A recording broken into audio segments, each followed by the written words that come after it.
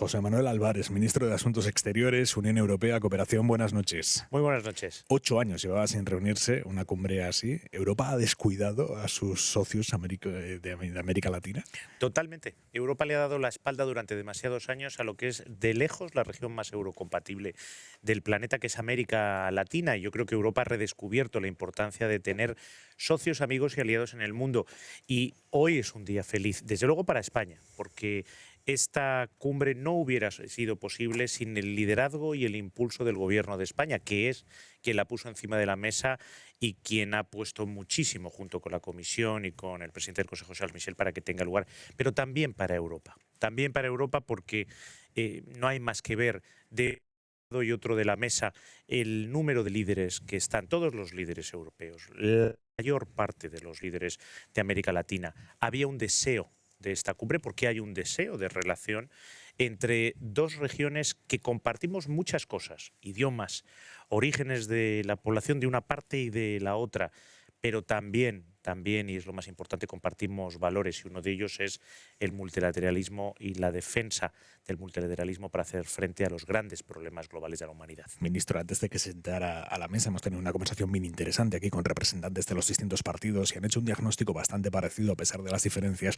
de que los huecos que ha dejado la Unión Europea en sus relaciones con América Latina en estos años los ha cubierto China y Rusia, que se han metido por las vetas que hemos dejado libres nosotros. ¿Usted comparte esa lectura? Mire, yo creo que hay que dar la bienvenida a todo aquel que se interese por América Latina. Que nuestros hermanos latinoamericanos atraigan la atención, ojalá, de muchos países del mundo. Europa no hace las cosas de manera reactiva, no las debe de hacer así. Y no es como el liderazgo español durante la presidencia quiere que nos relacionemos con América Latina. Europa hace las cosas de forma activa y no reactiva. Y el motivo por el cual tenemos que estar presentes en América Latina es porque todo lo que hacemos juntos, Europa y América Latina, nos multiplica, porque somos una comunidad de valores en defensa de la Carta de Naciones Unidas, de valores en rechazar la guerra como forma de resolver conflictos entre Estados, del multilateralismo como método de un libre comercio. Por eso debemos de estar en América Latina, no de manera reactiva, lo que hagan terceros, pueden hacer lo que quieran. Pero ya que habla de la guerra, ¿hasta qué punto la influencia de China y Rusia en América Latina está condicionando la posición de algunos gobiernos muy importantes latinoamericanos respecto a la posición europea? Brasil, por ejemplo, es muy crítico con que estemos mandando armas. Ningún gobierno latinoamericano ha enviado armas a las tropas de Zelensky. Yo creo que la inmensa totalidad de los países de América Latina y, por supuesto, la totalidad de los países de Europa estamos unidos en el rechazo a una agresión ilegal y a que la paz regrese lo antes posible a Ucrania. Eso quedó demostrado en la última votación de la Asamblea General de las Naciones Unidas, donde la práctica totalidad de los países de América Latina y del mundo, porque Rusia está realmente diplomáticamente aislada, votaron a favor de esa resolución y contra la agresión rusa a Ucrania. 144 estados fuimos los que nos unimos en aquella ocasión y estaba la práctica totalidad de los países de América Latina que hoy están en torno a la mesa. Hablando de Rusia, hoy el gobierno de Putin ha dicho que no prorroga el acuerdo para la exportación de grano ucraniano. Esto es una noticia pésima. Es una muestra más de la falta de deseo de Vladimir Putin de que la paz regrese.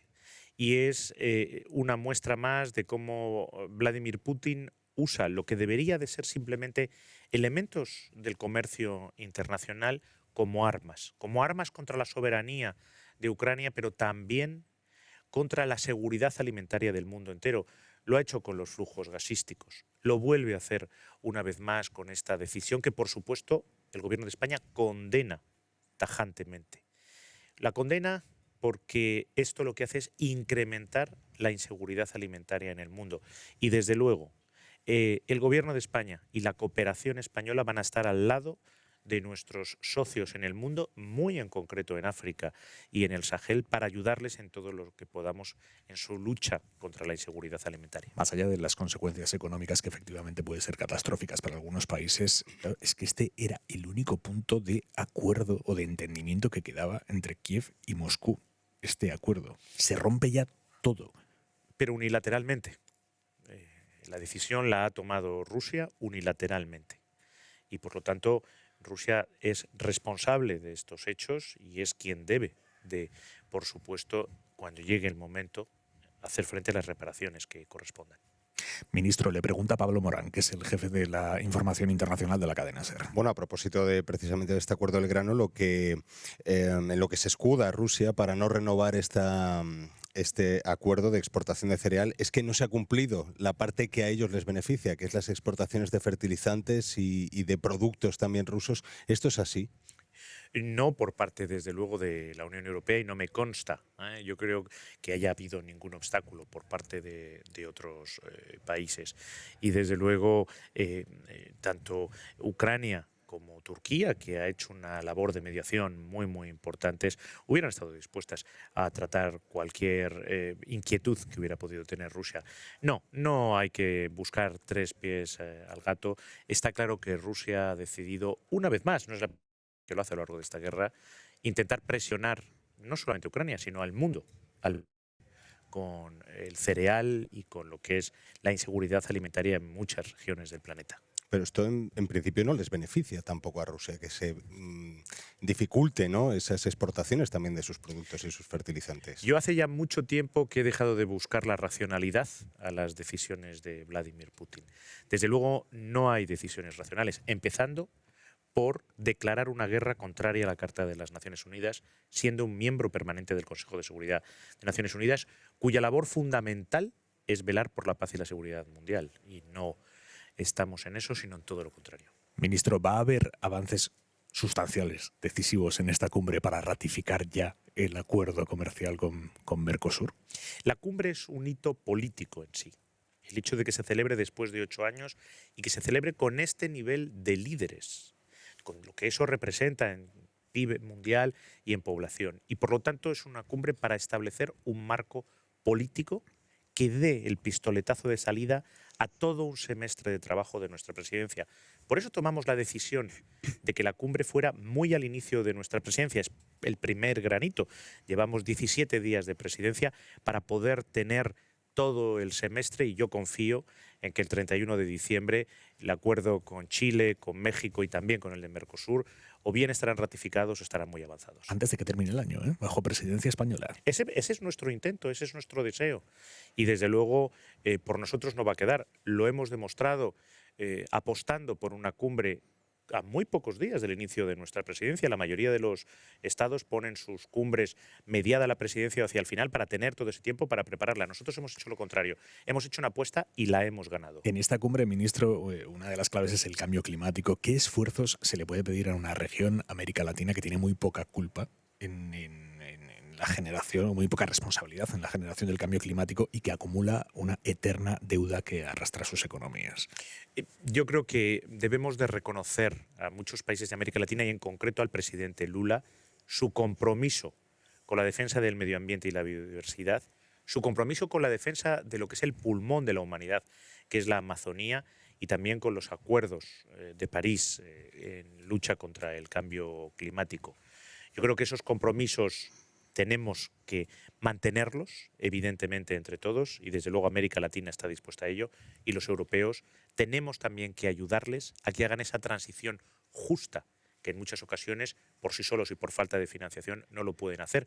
Por eso, esos 45.000 millones de euros que hoy ha anunciado Europa, de los cuales 9.400 millones son compromisos de España, van en ese sentido, para ayudar en esa triple transición que tiene que hacer América Latina y también Europa, digital, medioambiental y social, para acompañarles en ello. ¿Sabe usted que la delegación colombiana dice, bueno, pues hagamos un pacto, nosotros asumimos compromisos climáticos si hay una condonación de deuda? Nosotros apostamos en estos momentos por una financiación importante, tanto en la conectividad entre América Latina y Europa, como para ayudar en esa transición verde. Hoy escuchaba unas declaraciones del embajador colombiano aquí en Bruselas y él indicaba cómo esta cumbre era realmente un hito y cómo por primera vez América Latina se sentía tratada en igualdad aquí en Europa. Comparaba esta cumbre con cumbres que había habido anteriormente. Por lo tanto, Colombia está muy satisfecha de esta cumbre. En ese camino hacia la igualdad, los países del Caribe en particular vienen a la cumbre con la reclamación de reparaciones por los tiempos de la esclavitud. ¿Cree que es el momento de reconocer esos abusos de la época colonial y reconocerlos vía reparación? Es un párrafo que está en estos momentos encima de la mesa, se está analizando, ocurrió exactamente igual en la cumbre con África y estamos todos trabajando en esos textos. No, simplemente hay muchos textos que van a salir de esta cumbre y todos los textos, evidentemente, cuando estamos hablando de 60 países, todos esos textos necesitan una discusión y un trabajo conjunto para que todos nos sintamos cómodos, porque al final es la regla del consenso la que prevalece. Pero más allá de los textos, porque toda cumbre lleva siempre aparejados muchos textos y yo a veces me pregunto quién los leerá. Lo importante es, ¿la cumbre va a terminar mañana o la cumbre abre todo un camino? La cumbre abre todo un camino. Y yo creo que hay 45.000 millones de razones, 45.000 millones de euros puestos encima de la mesa para calificar que hay un camino muy prometedor de América Latina y Europa. En esta edición especial de Hora 25 desde Bruselas, hoy la mesa del análisis la componen 3 periodistas que conocen estupendamente el funcionamiento de esta capital comunitaria, que es Manuel, corresponsal del País en Bruselas. Buenas noches. Buenas noches, Aymar. Marta Carazo, corresponsal de Radio Televisiones.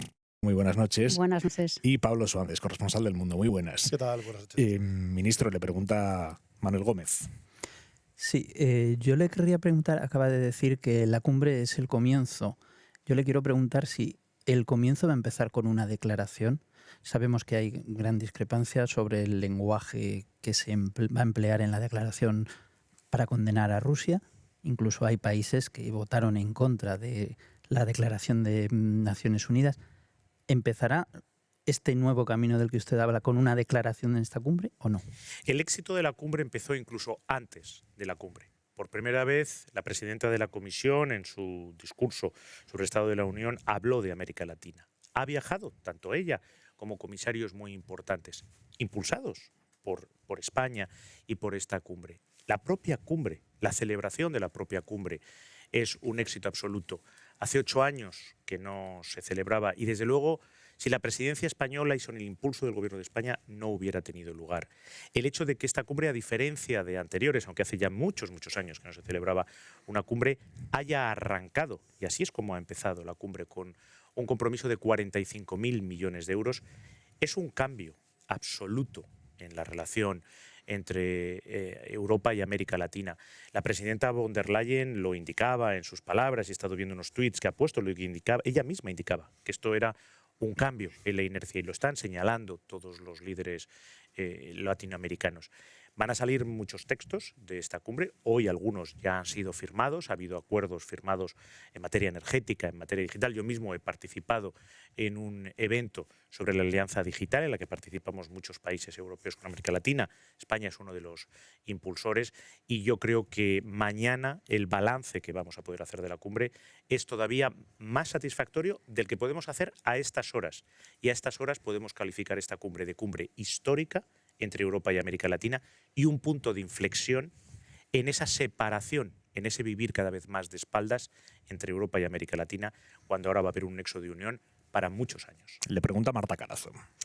Ministro, yo quería preguntarle, en ese inicio del arranque político que dice de diálogo con toda la región de América Latina y el Caribe, a mí me ha sorprendido o me ha llamado la atención ver a líderes latinoamericanos hoy reclamando su lugar, diciendo, bien, que una nueva relación, de acuerdo, pero queremos acuerdos equilibrados, no queremos ser los hermanos pequeños, ¿no?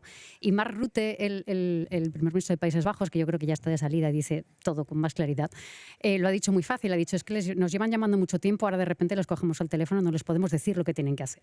¿Está la Unión Europea en condiciones de verdad de ofrecer una relación de igualdad con América Latina y el Caribe? Eso es lo que propone España.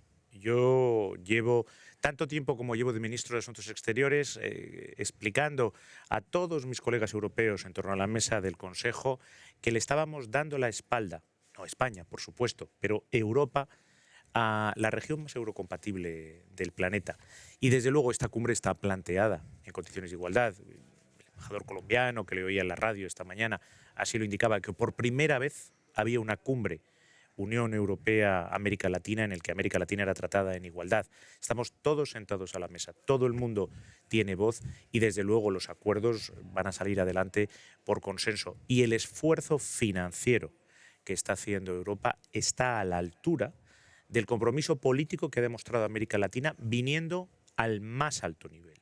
Está el presidente Lula de Brasil, está el presidente Fernández de Argentina, está el presidente Boric de Chile. Cito algunos, todos los países de América Latina son igualmente importantes, pero cito los más importantes. Están 60 países, si contamos los de uno y otro lado del Atlántico, en torno a la mesa y estamos sentados en condiciones de igualdad. Y desde luego España, como Estado miembro y sobre todo como presidencia, va a velar por que esa igualdad sea lo que prime. Porque para España todos los países de América Latina son igualmente importantes, independientemente de su tamaño, su situación geográfica, por supuesto. Ministro, le pregunta Pablo Suances. Ministro, el presidente del Gobierno asumió casi personalmente una serie de compromisos con Volodymyr Zelensky, el presidente ucraniano, y lo hizo el Consejo Europeo en sus últimas reuniones, de intentar llevar la posición de la Unión Europea al resto del mundo y especialmente a América Latina, porque la visión que tiene Europa de lo que está ocurriendo en Ucrania, de la agresión, de la responsabilidad rusa, no la comparte todo el resto del planeta y no la comparten muchos de esos miembros del sur global. Y España con la Unión Europea dijeron, vamos a intentar llegar a este mensaje. España ha participado y ha hecho que gran parte de América Latina, 33 líderes, se sienten aquí. Pero lo que hemos escuchado hoy es que algunos de esos líderes, los países más grandes, como Argentina o Brasil, han hecho pues, una enmienda, no voy a decir a la totalidad, pero casi de la política exterior de la Unión Europea. Han criticado agresivamente las sanciones a Rusia, han dicho que las sanciones que hacía América Latina eran piratería, han dicho que lo que está haciendo, en vez de acabar con el hambre, estamos comprando armas para mantener un conflicto abierto. ¿Cómo va a hacer España, cómo va a hacer la Unión Europea para este mensaje? Porque los hemos sentado a la mesa, pero el mensaje que trae no es el que queríamos escuchar. Esta es la cumbre Unión Europea-CELAC, Europa-América Latina, y está pensada y diseñada para hablar de temas comunes, de comercio, de temas en que nos vamos a relacionar, de acuerdos comerciales que tenemos entre Europa y América Latina. Y por lo tanto, sobre eso gira la cumbre y los resultados van a ser en torno a eso. El compromiso del Gobierno de España y de todos los socios europeos con Ucrania está fuera de toda duda. Hace una semana nos encontrábamos en Vilna, todos los aliados de la OTAN, y volvimos una vez más a demostrar nuestra unidad en torno al apoyo a Ucrania. Y por supuesto, hay países que tal vez no tengan exactamente la visión correcta de lo que es esta agresión ilegal, y nosotros vamos a seguir hablando con ellos, explicándoles. Pero es una excepción los países de América Latina que no consideran que la guerra de Rusia contra Ucrania es una guerra de agresión ilegal y contraria a la Carta de las Naciones Unidas. La última resolución de la Asamblea General, fuimos 144 Estados miembros y salvo uno que votó en contra de esa resolución, la práctica totalidad de América Latina votó exactamente igual que España y que Europa, condenando una agresión ilegal contra la Carta de las Naciones Unidas. Por lo tanto, el análisis que hacemos ya de partida, España habló con muchos de esos países, es muy similar. Ministro, ¿qué relevancia tiene que Israel reconozca la soberanía de Marruecos sobre el Sáhara Occidental? Mire, yo no soy un comentarista de política exterior, soy el ministro de Asuntos Exteriores de España. No comento posiciones de política exterior ni de Israel ni de ningún país del mundo.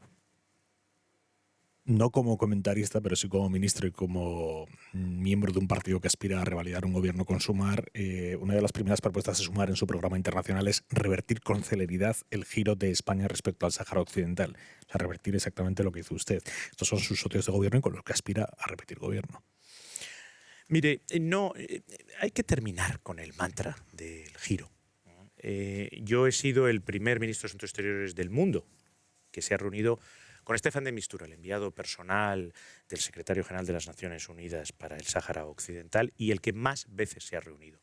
Y siempre le he trasladado lo mismo, que el gobierno de España está junto a él, detrás de él, al lado de él, para apoyarle en todo lo que él necesite para encontrar una solución mutuamente aceptable para las partes en el marco de las Naciones Unidas. Y que todo aquello en lo que España pueda ayudar, medios diplomáticos, políticos, materiales. Alguna vez ha viajado con este gobierno en un avión de las Fuerzas Aéreas españolas, pues está a su entera disposición, y ahí es donde está el gobierno de España. Yo creo que la posición es clara, explícita, está recogida en la declaración hispano-marroquí del 7 de abril. Yo creo que el único partido político del que no sabemos cómo se quiere relacionar con Marruecos es el Partido Popular y el señor Feijóo, que se entrevistó con el primer ministro marroquí y no sabemos nada de lo que le dijo, ni sobre Marruecos, la relación con Marruecos, cómo ve Ceuta y Melilla, que varias veces le he oído decir que no conoce nada de lo acordado entre el gobierno de España y Marruecos, y varias veces, y hoy, esta noche, lo vuelvo a decir aquí, para que lo sepan todos los españoles, que el señor Feijóo miente, porque esos acuerdos de la reunión de alto nivel están colgados en la página web de la presidencia del gobierno desde el día siguiente en que se reunió el gobierno de España con el gobierno de Marruecos. Por lo tanto, hoy hemos visto cómo el señor Feijóo insistía ante una periodista en una falsedad con respecto a las pensiones y el Partido Popular. Yo creo que eso todos los españoles tienen claro que es una falsedad. Pero otra falsedad que repite muchas veces es que no sabe cuáles son esos acuerdos. Y yo le insisto que entre a la página web de la presidencia del gobierno y allí los verá, porque allí están colgados. Y yo, por supuesto, estoy dispuesto a debatir con cualquier persona que el señor Feijóo designe para hablar de esos acuerdos, de la relación entre España y Marruecos o de la política exterior de España en general, lo que él quiera. Ministro, quedan 6 días para las elecciones, hora y media para publicar encuestas. A partir de mañana ya eso está capado por ley. Y las que se han publicado hoy no son nada buenas para la izquierda. Mire, la única encuesta que vale es la que va a tener lugar el día 23, el domingo. Y yo creo que... Pensaba que me iba a decir la del CIS. Yo creo que hay una cosa que los españoles tienen que juzgar, y es si quieren que una España que está, ahora que estamos en Bruselas, en la centralidad europea, con un gobierno que defiende claramente los valores de Europa, los valores de democracia, de pluralismo, de tolerancia. Un partido como es el Partido Socialista, que puede garantizar que quien coja su papeleta jamás verá sentado en el gobierno de España a ministros de la extrema derecha. Una papeleta, la del Partido Socialista Obrero Español, que garantiza que jamás el gobierno de España, si es el Partido Socialista el que escogen el próximo domingo, tendrá posiciones ni aceptará ninguna posición contraria a esos valores europeos. Eso es lo que tienen que decidir, si quieren que eso siga avanzando o si prefieren tener otras opciones políticas que desde luego llevarían a España a la marginalidad en Europa y a valores que son contrarios a los centrales de la Unión Europea. No sé si puedo leer.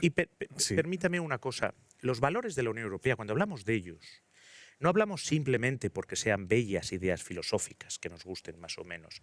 Es porque esos valores de tolerancia, de pluralismo, de igualdad, son los motores de las mayores décadas de prosperidad y de estabilidad que ha tenido Europa a lo largo de su historia.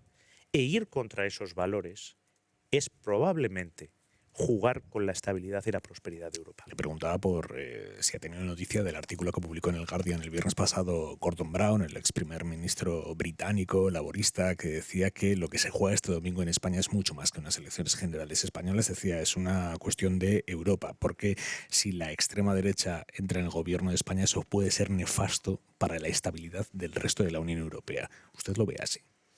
Conozco ese artículo y desde luego, si el Partido Socialista sigue en el gobierno de España, si así lo deciden los españoles, pueden tener la absoluta certeza de que no habrá ministros de extrema derecha en el gobierno de España, que no habrá medidas contrarias a la igualdad entre hombres y mujeres, que no habrá medidas contrarias a los derechos del colectivo LGTBI para que no se sientan seguros ni bienvenidos, y que seguiremos en esa centralidad europea.